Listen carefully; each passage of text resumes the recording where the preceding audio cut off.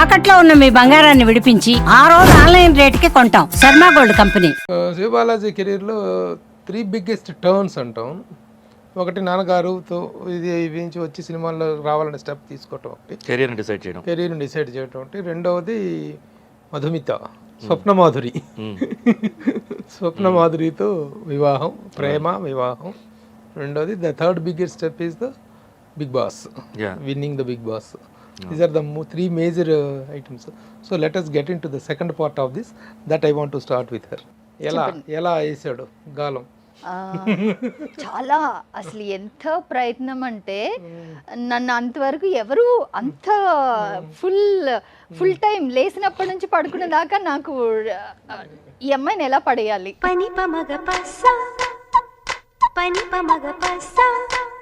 English కారణ్ అని Tamil film, but తమిళ్లో అప్పటికి నేను ఫిల్మ్ చేసినాను. తంది ఫస్ట్ ఫిల్మ్ అనమాట. అండ్ గోపిచెట్టిపాలెం ఎక్కడో షూట్ చేస్తున్నాము. అండ్ ఫస్ట్ అక్కడికి వచ్చారు. వచ్చినప్పుడు ఇట్లా అప్పటి వరకు నాకు అసలు నా ఆపోజిట్ ఎవరు చేస్తున్నారు ఏంటి తెలీదు. సో ఇన్స్ ఫిల్మ్ నా క్యారెక్టర్ చాలా బాగుంటుంది ఆ ఫిల్మ్లో. సో నా క్యారెక్టర్ నచ్చి నేను చూస్ చేసుకున్నా, బట్ నా ఆపోజిట్ పేరు ఎవరని నాకు తెలియదు అనమాట. సో తను వచ్చారు, సో తనే మీ ఆపోజిట్ చేస్తున్నారు అని చెప్పినప్పుడు ఐ వాజ్ హ్యాపీ. అండ్ నాకు ఆల్రెడీ ఒక గుడ్ ఇంప్రెషన్ ఉంది. He's good looking person, screen presence చాలా బాగుంది, ఆ ఇంప్రెషన్ ఉందన్నమాట. సో ఫస్ట్ డైరెక్టర్ గారు పిలిచి ఇంట్రడ్యూస్ చేసినప్పుడు హాయ్ అండి, హాయ్ అని చెప్పేసి అది లైక్ నేను మిమ్మల్ని చూశాను, మీ ఆ సాంగ్స్ అంటే ఇష్టం, అట్లా చూశాను, బాగుంటారు అదంతా చెప్పాను. హీస్ లైక్ ఓ పోజ్ కొట్టినట్టే అనుకోండి. అసలు మామూలుగానే నేను ఇప్పుడున్నంత ఫ్రెండ్లీగా అప్పుడు ఉండేదాన్ని కాదు. చాలా రిజర్వ్డ్గా ఉండేదాన్ని, చాలా తక్కువ మాట్లాడేదాన్ని. అండ్ ఎవరైనా నా పాటికి నేను ఉంటే కూడా అమ్మాయికి కొంచెం పొగరెక్కువ అనే టైప్లో ఉండేవాళ్ళు అనుకునేవాళ్ళు. అండ్ అది నాకు కొంచెం ప్రొటెక్షన్ ఇచ్చిందని అని చెప్పారు. అంత లీనియంట్గా వచ్చి చనువు తీసుకొని మాట్లాడే వాళ్ళు కాదు ఎక్కువ. టైం నుంచి చూస్తున్న గుర్తుంది.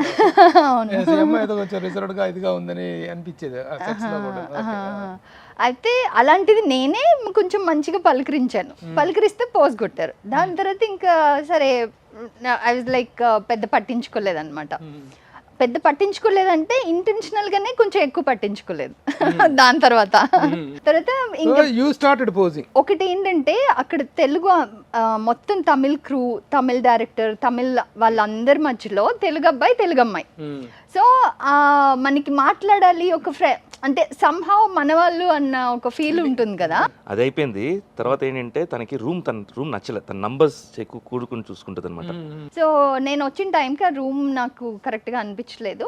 రిసెప్షన్ వాళ్ళతో మాట్లాడుతుంటే వచ్చేసి ఏంటి ఏమైంది అంటే ఇట్లాగా, సో నాకు వేరే రూమ్ ఇవ్వమని అడుగుతున్నాను అంటే నా రూమ్ తీసుకో,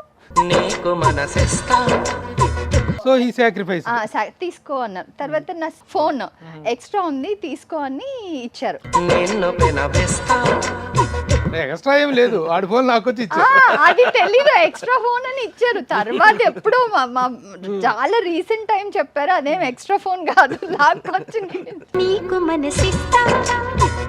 గుడ్ లుకింగే కాదు, వెరీ హెల్ప్ఫుల్ అండ్ నేచర్ కూడా మంచిది అన్నట్టు ఒక పాజిటివ్ ఇంప్రెషన్ ఉంది.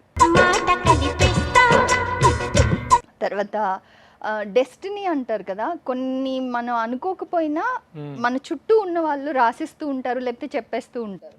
డైరెక్టర్ ఆయన చెప్తున్నారు, మధుమిత శివబాలాజీ లేకపోతే నేను ఈ సినిమా చెయ్యను అని చెప్పింది. సో మధుమిత శివబాలాజీయే కావాలని సినిమాలో పెట్టించింది అని. సార్ అసలు అబ్బాయి ఎవరో కూడా నాకు తెలియదు సార్, మీరేం మాట్లాడుతున్నారు అంటే. So then he kind of noted it అనిపిస్తుంది నాకు అప్పుడప్పుడు. Madhumitha Sivabalaji or like she wanted him అనేది somewhere he destined or came out from him. సరదాగా అన్నది, ఊరికే జోక్గా అన్నది అలా చెప్తే సార్ ఏం మాట్లాడుతున్నారు సార్ అని నేను కూడా పెద్ద పట్టించుకోలేదు. ఒక బీజం పడింది. సో ఇంకా తను వచ్చేసి హెల్ప్ఫుల్ గా ఉండడం కానీ, లేకపోతే కొన్ని నాటీ థింగ్స్ చేయడం కానీ అలాంటివి చేస్తూ ఉండేవాళ్ళు. సో దాంతో అప్పుడప్పుడు నాకు కోపం వచ్చేది. ఆ నాటీ థింగ్స్ చేసినప్పుడు ఎందుకు ఇంత లీనియన్స్ తీసుకుంటున్నాడు తను అన్నట్టు ఒక కోపం ఎక్స్ప్రెస్ చేసేదాన్ని. మళ్ళీ తను కొంచెం అవాయిడెడ్గా ఉంటే మళ్ళీ నేను వెళ్ళి మాట్లాడుతూ ఉండేదాన్ని. బట్ మాకు క్లారిటీ లేదు, ఇది వీఆర్ జస్ట్ ఫ్రెండ్స్ కొలీగ్స్గా we're comfortable with each other అని.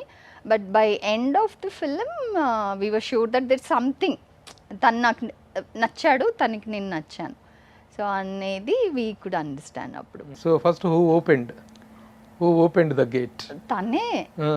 నేను డైరెక్ట్గా ప్రపోజల్ అంతా లేదు, ఫోన్ మాట్లాడుతూ నీ హైట్ ఎంత, ఇవంతా ఏంటి, ఇలా ఉంటే మనం ఇన్ కేస్ ఫ్యామిలీస్ అవుతాయి ఎలా ఉంటుంది, ఇదంతా ఊరికే మాట్లాడుతూ పెళ్లి చేసుకుందామని అడిగేశారు. నీకు మనసిస్తా నిన్ను పెనవేస్తా. లవ్ ప్రపోజల్ కాదు, marriage proposal. Marriage proposal and somehow అది ఈ ప్రపోజల్ ఓపెన్ అవ్వడానికి మ్యారేజ్ కి మధ్య ఎంత కాలం? 4 years. 4 years.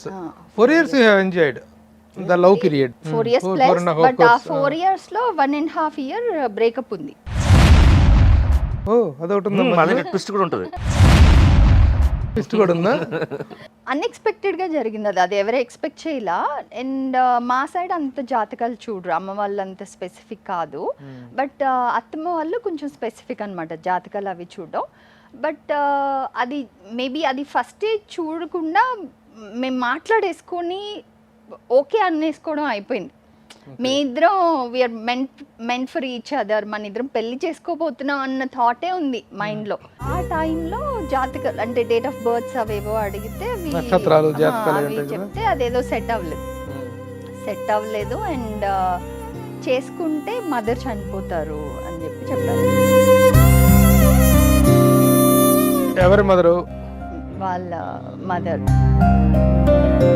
వడపల్లిని అక్కడ బయట వినాయకుడి టెంపుల్ బయట, నేను టెంపుల్ లోపలికి వెళ్ళడానికి బయట కార్లో ఉన్నాను, ఫోన్ చేసి చెప్పారనమాట, ఇది వర్కౌట్ అవ్వదు, చాలా ప్రాబ్లమాటిక్గా ఉంది అండ్ ఇలా అంటున్నారు, సో మనకి ఇంకా లైక్ కట్ ఆఫ్ లాగే చెప్పారు. ఇంక వేరే ఏదైనా రీజన్ అయితే మన ఇద్దరం కలిసి వర్కౌట్ చేసుకోవడం అని చెప్పొచ్చు. ఫైనాన్స్ ప్రాబ్లమో ఇంకేదైనా అయితే ఐ కెన్ సే లేదు మనం ట్రై చేద్దామన్నో, లేకపోతే నాకు కావాలి ఎలాగైనా నువ్వని చెప్పొచ్చు. బట్ ఈ రీజన్ ఉంటే ఇంకా నాకేం చెప్పాలో తెలీదు, ఏం చెప్పే సిచ్యువేషన్ కూడా కాదు. సో తర్వాత సరే అని ఇంకా బాగా ఏడ్చి మనం ఫ్రెండ్స్గా కంటిన్యూ చేద్దాం అంటే I said no. Friend is నాకు అప్పటికే ఒక క్లారిటీ ఉంది దట్ నాకు ఫస్ట్ ఆఫ్ ఆల్ అప్పటి వరకు ఎవరు ఫ్రెండ్స్ లేరు and I do not wanted to have a male friend, first thing. ఇంకొకటి తను రావడమే నా లైఫ్లోకి ఒక నేను హస్బెండ్గా చూసుకునేలాగా నాకు ఇంప్రెషన్ ఇచ్చారు. సో దాన్ని మళ్ళీ నేను ఫ్రెండ్స్కి అయితే ఏం అక్కర్లేదు అని చెప్పి పెట్టేశాను, ఇంకా అంతే. దాని తర్వాత నో కాంటాక్ట్ 1.5 year. బట్ చెప్పాను కదా అబ్బా అసలు మామూలుగా కాదు. బికాజ్ మా ఇంట్లో వాళ్ళకి మెయిన్ ఏంటంటే సాఫ్ట్వేర్ సైడ్ ఎవరినన్నా చెయ్యాలి. అప్పట్లో ఎక్కువ ఉండేది కదా, ఇప్పుడు కూడా ఉంది, బట్ ఒక సెక్యూరిటీ ఉంటుంది, కొంచెం లైఫ్ బెటర్ ఉంటుంది అన్న ఏదో ఒక థాట్ వాళ్ళకి ఎక్కువ ఉండేదన్నమాట. వేరే మ్యాచెస్ తీసుకురావడం, నేనేమో వద్దు ఇంకొన్ని రోజులు అని చెప్తూ ఉండేదాన్ని. 1.5 year అలా అయింది. దాని తర్వాత హీ ఓన్లీ మళ్ళీ నేను ఎక్కడున్నాను, ఏం చేస్తున్నాను అన్ని ట్రేస్ అవుట్ చేసి మా ఎలక్షన్స్ మూవీ అప్పటి మా ఎలక్షన్స్. నేను ఏమనుకున్నానంటే ఆ బ్రేకప్లో ఒక 2-3 days తర్వాత నాకు చాలా గిల్ట్గా ఉండింది. నేనే చాలా ప్రయత్నం చేసి ఇలాంటి సిచ్యువేషన్ క్రియేట్ చేసి నేనే అలా డ్రాప్ అవ్వడం కరెక్ట్ కాదని చెప్పేసి నాకు ఎక్కువ బాగా నాకే ఒకలాగా డిస్టర్బెన్స్ అయ్యా. నేను చేసింది కరెక్ట్ కూడా కాదని నాకు బాగా తెలుసు. సో నేను ఏం చేశానంటే, సరే ఈ జాతకాలు ఇవన్నీ అప్పటికి నేను ఈ రాముడు జాతకాలు అవి ఇవి అనేసి అన్ని హిస్టరీస్, అసలు జాతకం ఎక్కడి నుంచి పుట్టింది, ఎందుకు వచ్చింది జాతకాలు, ఇవన్నీ కూడా రీసెర్చ్ చేస్తున్నా. సో దాంట్లో ఏంటంటే జాతకాలు కూడా ఏంటంటే ఇట్స్ అ ప్రిస్క్రిప్షన్, బట్ దానికంటే ఎక్కువ ఫోర్స్ మన మైండ్.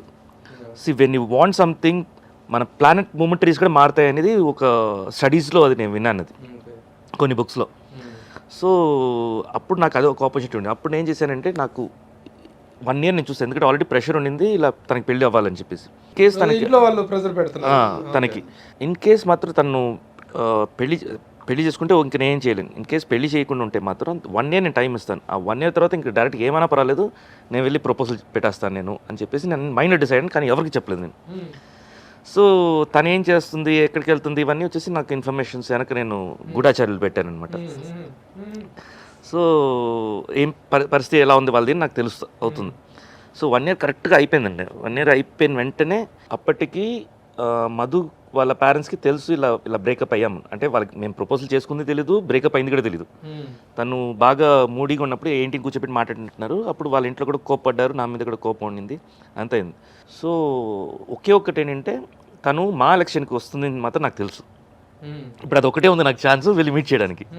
నేనేంటి ఎలక్షన్ జనరల్గా వచ్చేసి 9 నుంచి 10 స్టార్ట్ అవుద్ది. 8:30 అంతా వెళ్ళి నుంచున్నాను అక్కడ. 8:30 అంతా వెళ్ళి నుంచొని తన టైమింగ్ 9 to 10 లోపు రాబోతుంది తెలుసు.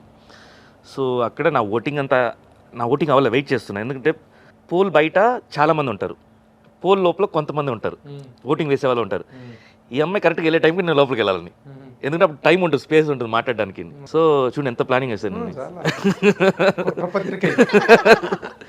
కరెక్ట్గా తను వస్తుంది అనగా ఫస్ట్ నేను లోపలికి వెళ్ళిపోయాను, పోల్ లోపలికి. ఎందుకంటే ఇప్పుడు నేను వెళ్ళానంటే తను ముందు ఉంటుంది, నేను అనుకుంటాను. నేను వెళ్ళి పలకలేను, మళ్ళీ పలకరేయడం నా మొహమాట. సో ఏంటంటే నేను ముందు ఉండాలి, తను వెనక ఉండాలి, అన్ఎక్స్పెక్టెడ్ నేను చూడాలి.